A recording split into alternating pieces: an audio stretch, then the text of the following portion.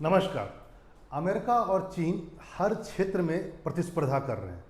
America का पूरा प्रयास है कि कम से कम तकनीकी क्षेत्र में चीन को पीछे रखा जाए।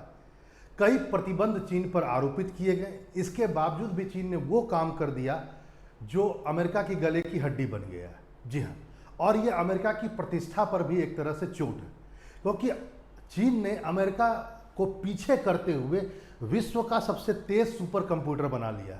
जी हाँ, और उसका नाम रखा गया लाइन साइन। इसकी स्पीड जो है लगभग 2.198 एक्साफ्लॉप है। चीन ने यह काम अमेरिका के सुपर कंप्यूटर जो है, जो विश्व की सबसे ताकतवर सुपर कंप्यूटर जिसे कहा जाता है EL कैप्टन, उसको पीछे करके किया है। अब यहाँ पर यह बात भी आपको समझना होगा, वो यह है कि आजकल के सुपर कंप्यूटर में और जो पहले के सुपर कंप्यूटर थे उनमें कुछ मूलभूत अंतर आ गया है। आजकल के सुपर कंप्यूटर में CPU के साथ में GPU का भी यूज हो रहा है। GPU ग्राफिक प्रोसेसिंग यूनिट, और CPU आप जानते हैं सेंट्रल प्रोसेसिंग यूनिट। ठीक है, तो जितने भी सुपर कंप्यूटर हैं, यदि विश्व में आप रैंकिंग उठाकर देखेंगे, चूंकि चीन अभी पहले नंबर पर आ गया है लाइन साइन, उसके बाद जो भी सुपर कंप्यूटर आपको, जैसे अमेरिका का एल कैप्टन है, EL कैप्टन फॉन्टनर, ये भी अमेरिका का है, ऑरोरा ये भी अमेरिका का है चौथे नंबर का, और पांचवें नंबर का जुपिटर जो कि जर्मनी का है। ये जितने भी कंप्यूटर हैं इसको छोड़ दिया जाए, जो चीन ने भी जिस सुपर कंप्यूटर का आविष्कार किया, जो सबसे विश्व की सबसे तेज सुपर कंप्यूटर होगी, इन सब कंप्यूटर में आप देखेंगे CPU के साथ में GPU भी अटैच्ड है। लेकिन चीन सुपर कंप्यूटर की रेस में अमेरिका से आगे ना निकल जाए, इसके लिए अमेरिका ने एक प्रतिबंध लगाया एनवीडिया पर। एनवीडिया जो विश्व की सबसे बड़ी चिप निर्माता कंपनी है और शायद विश्व की सबसे बड़ी कंपनी है जो GPU बनाती है, ग्राफिक प्रोसेसिंग यूनिट, उसको मना कर दिया कि अत्याधुनिक जो GPU है वो आप नहीं बेच सकते हैं किसी अन्य कंट्री को, खासकर चाइना को। इसके बावजूद भी चाइना ने विश्व का सबसे तीव्र गति से चलने वाला कंप्यूटर बना लिया।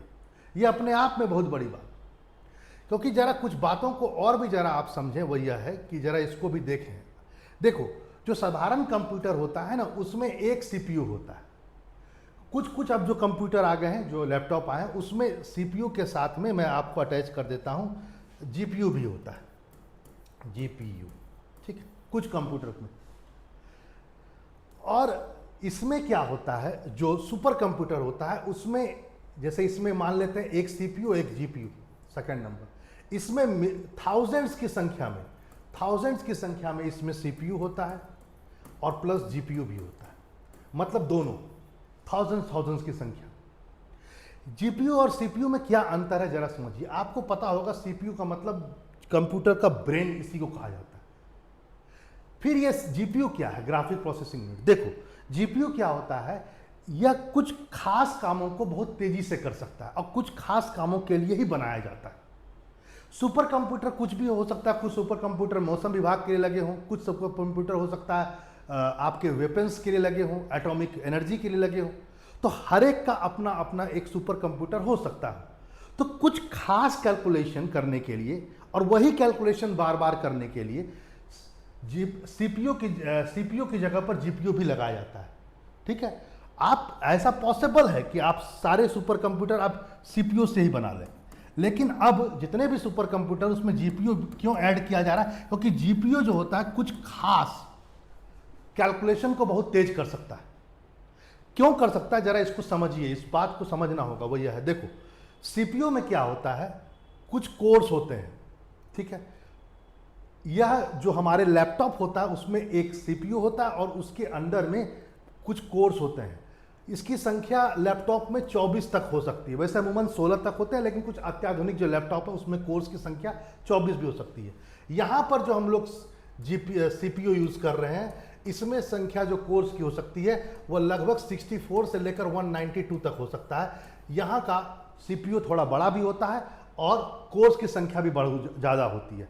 इसका मतलब सिंपल है, लैपटॉप में हमारे पास में एक CPU है, GPU भी हो सकता है, लेकिन कोर्स की संख्या, उस CPU में कोर्स की संख्या 24 तक हो सकती है। इसमें कई हजार CPU हो सकते हैं, कई हजार GPU हो सकते हैं, और कोर्स की संख्या, चूंकि कोर्स इसमें भी होते हैं, GPU में भी होते हैं और CPU में भी होते हैं, तो कोर्स मिलियंस में चल जाता है। अब यह समझिए कि कोर्स होते क्या है। जरा इसको जरा और जरा ध्यान से आप देखेंगे तो आपको समझ में ये आएगा। कोर्स बेसिकली कुछ नहीं है, इंडिपेंडेंट प्रोसेसिंग यूनिट है इनसाइड द प्रोसेसर। प्रोसेसर में जो काम करने वाला इंडिपेंडेंट यूनिट होता है उसको कोर्स कहते हैं। जैसे मान लो एक सीपीयू को मान लो या एक जीपीयू को मान लो, जीपीयू भी और सीपीयू दोनों को मान लो एक फैक्ट्री है, ठीक है, चाहे वह जीपीयू हो या सीपीयू हो, इन दोनों को एक फैक्ट्री मान लो और कोर्स उसमें काम करने वाले लोग होंगे, ठीक है। अब फैक्ट्री तो एक है, लेकिन जब भी काम करने वाले लोग मान लेते हैं किसी कंपनी में 10 हो और किसी कंपनी में 100 हो, तो वाजिब बात है कौन काम तेज करेगा, ये काम तेज करेगा। तो कोर्स यही होता है, ठीक है, आप इस बात को समझ लीजिए। सीपीयू या जीपीयू को मान लो फैक्ट्री और कोर्स को मान लो उसमें काम करने वाले लोग।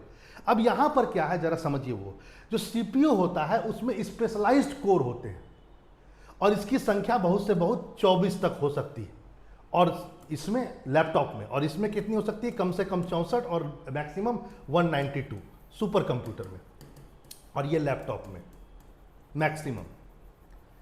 लेकिन ये क्या होता है, ये जो कोर्स होते हैं वो बहुत ही हाईली टेक्निकल होते हैं और ये बहुत पावरफुल कोर्स होते हैं। एक प्रकार का एक फैक्ट्री में काम करने वाले इंजीनियर मान लीजिए इन्हें, जो कोई भी काम दे दो वो कर लेंगे। सीपीयू कोई भी काम कर सकता है। अब आइए जीपीयू, जीपीयू कुछ अलग होता है। जीपीयू में क्या है जरा इस बात को समझिए, वह यह है कि जीपीयू का मान लेते हैं वह यह है, जीपीयू किस विधा पर काम करता है जो सुपर कंप्यूटर में लग रहा है, वह यह है कि वह पावरफुल जो 64 कोर्स है जैसे लगा दिया गया है किसी सीपीयू में, उसकी जगह पर यह क्या करता है 15,000 से ज्यादा स्मॉल कोर्स को लगाता है। मतलब सिंपल है कि ये पावरफुल कोर्स एक प्रकार का मान लेते हैं ये इंजीनियर है जो कोई भी काम कर सकता है, लेकिन ये क्या करता है इंजीनियर की जगह पर 15,000 छोटे कम वेतन वाले मान लेते हैं, कम पावर वाले वर्कर्स को लगा देता है। अब वर्कर्स में क्या है, वर्कर्स सभी काम नहीं कर सकता है, कुछ स्पेशल काम ही कर सकता है, एक टाइप का काम जो बार बार करना हो और वो बहुत तेजी से कर सकता है। यही अंतर है इसमें। यानी सीपीयू में यदि कोई काम आ रहा है तो यदि उसमें यदि मान लेते हैं 100 सेकेंड लगता है, तो इस यहां पर उसी काम को करने में हो सकता है 10 सेकेंड हो। यदि एक ही प्रकार का काम के लिए इसको बनाया गया है, कोई विशेष काम के लिए यदि इस जीपीयू बनाया गया है तो उसको करने में इसको मात्र 10 सेकेंड लेंगे, क्योंकि 15,000 छोटे और स्मॉलर कोर्स तुरंत लग जाएंगे उस काम को खत्म करने में। लेकिन सीपीयू में कोर्स की संख्या कम होती है, कोर्स बहुत पावरफुल होते हैं लेकिन स्पेशलाइज्ड भी होते हैं। लेकिन प्रॉब्लम क्या है, वह एक कोर्स की संख्या कम होने के कारण क्या होता है समय में देरी लगता है, टाइम लगता है, ठीक है, इस बात को आप समझ गए। तो अभी जितने भी सुपर कंप्यूटर हैं जैसे विश्व का जो भी आप रैंकिंग देखेंगे, सारे सुपर कंप्यूटर में आप देखिएगा तो कोर्स आपको क्या दिखेगा कि जीपीयू ऐड है, और जीपीयू जो होता है सीपीयू तो होगा ही क्योंकि वो तो ब्रेन है, वो तो होगा ही, और ये स्पेशलाइज्ड होते हैं, इसमें कोर्स की संख्या कम होती है। लेकिन जितने भी सुपर कंप्यूटर बने उसमें क्या था, जीपीयू भी है। जीपीयू एक प्रकार का क्यों डाला जाता है, देखो कुछ खास कामों को बहुत तेजी से करना इसलिए डाला गया है। एज ए एक्सेलरेटर वो काम करता है, मतलब कुछ खास काम जो बार बार करना है तो उसके लिए क्या है जीपीयू भी डाल दो, किसके साथ, सीपीयू के साथ में। तो जितने भी सुपर कंप्यूटर, लेकिन चीन को एनवीडिया जो कि सबसे बड़ी विश्व की कंपनी है, चिप निर्माता कंपनी और अमेरिकन कंपनी है, उसको मना कर दिया कि तुम इसको उस टाइप का जीपीयू नहीं दोगे, और इसके बगैर भी चीन ने इसको बना दिया। और चीन माना जाता है किसी भी एक्सेलेरेटर का यूज नहीं किया है।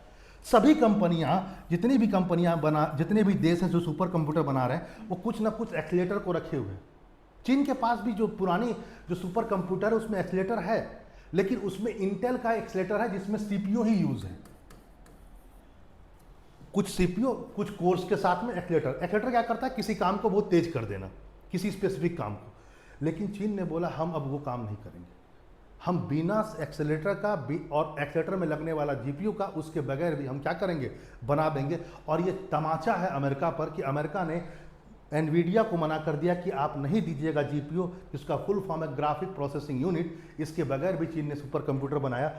ऐसा तो हम नहीं कह सकते हैं कि वो इम्पॉसिबल टास्क है, लेकिन फिर भी एक बहुत बड़ी बात है। यहाँ पर कुछ बातों को और भी जरा आप समझिए कि चीन ने किस चीज़ को प्राप्त किया है, जरा इसको भी समझिए। देखो किसी भी सुपर कंप्यूटर या कंप्यूटर भी, कंप्यूटर मानो या सुपर कंप्यूटर मानो, उसकी ताकत उसके स्पीड से निर्धारित होती है, ठीक है, कि कितने कैलकुलेशन वो कितने सेकंड में कर सकता है, ठीक है। और इसको मापने का जो मापदंड है वो है फ्लॉप, ठीक है। इसको बोलते हैं फ्लोटिंग पॉइंट ऑपरेशनल पर सेकेंड, ठीक है।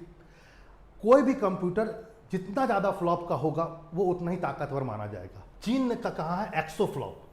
एक्सोफ्लॉप का मतलब हुआ कि 10 टू द पावर 18 इतना गणना वह 1 सेकेंड में कर सकता है, ठीक है।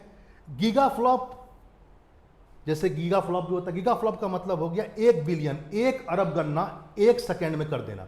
जैसे जैसे मान लो ये एक कैलकुलेशन है, ये दूसरा कैलकुलेशन है, तीसरा कैलकुलेशन है, ऐसी गणना 1 अरब गणना 1 2 3 ऐसे ऐसे करके आप 1 अरब कैलकुलेशन जो 1 सेकेंड में कर दे, वो उस पावर को कहा जाएगा 1 गीगा फ्लॉप। चीन उससे और उससे ऊपर क्या होता है, टेरा फ्लॉप। जितने भी हमारे लैपटॉप वगैरह कंप्यूटर वगैरह होता है ना, वो टेरा फ्लॉप में होता है। 1 से लेकर 1 to 10 टेरा फ्लॉप जो गणना करता है, ये 1 बिलियन करतेगा, ये 1 ट्रिलियन करेगा, इतनी गणना 1 सेकेंड में। लेकिन जितने सुपर कंप्यूटर होते हैं वो पेटा फ्लॉप में होते हैं, ठीक है। यानी वह 1 सेकेंड में 10 to the पावर 15 इतना गणना कर सकता है, ठीक है। और चाइना यहां पर क्या समझना होगा वो यह है कि चीन ने जो अमेरिका को बाईपास किया है, उसमें चीन का जो स्पीड है वो 2.198 के आसपास में है और अमेरिका का है 1.7, यानी लगभग चीन ने अमेरिका से डबल पावर का सुपर कंप्यूटर बना दिया। यहां पर भारत की बात भी करनी होगी। भारत का जो है ना, वो जो सबसे ताकतवर सुपर कंप्यूटर है वो है एरावत, जो पुणे में लगा हुआ है, ठीक है, एरावत। और वो पेटा फ्लॉप में है, 13.5 माना जा सकता है उसका स्पीड। यह सुपर कंप्यूटर जो चाइना ने बनाया है उससे लगभग 162 टाइम्स कमजोर है। ये सोच सकते हैं आप कि चीन किस ढंग से प्रगति कर रहा है। बिना किसी जीपीयू के, बिना किसी एक्सेलेटर के वह ऐसा सुपर कंप्यूटर बना दिया जो भारत के सुपर कंप्यूटर से 162 गुना स्पीड पर है और विश्व का सबसे ताकतवर सुपर कंप्यूटर बना। वाजिब बात है, आगे का जो राह है वह सुपर कंप्यूटर का है, एआई का है और चिप्स का है। चाइना बहुत तेजी से आगे बढ़ रहा है और अमेरिका चाहता है लगाम कसना। जितना उसको लगाम कसने की कोशिश कर रहा है उतना ही चीन आगे बढ़ रहा है। भारत को भी इससे कुछ ना कुछ सीखने की जरूरत है। आपकी क्या राय है जरूर कमेंट बॉक्स में लिखिए। फिर मिलते हैं ऐसे इंफॉर्मेटिव वीडियो के साथ। नमस्कार।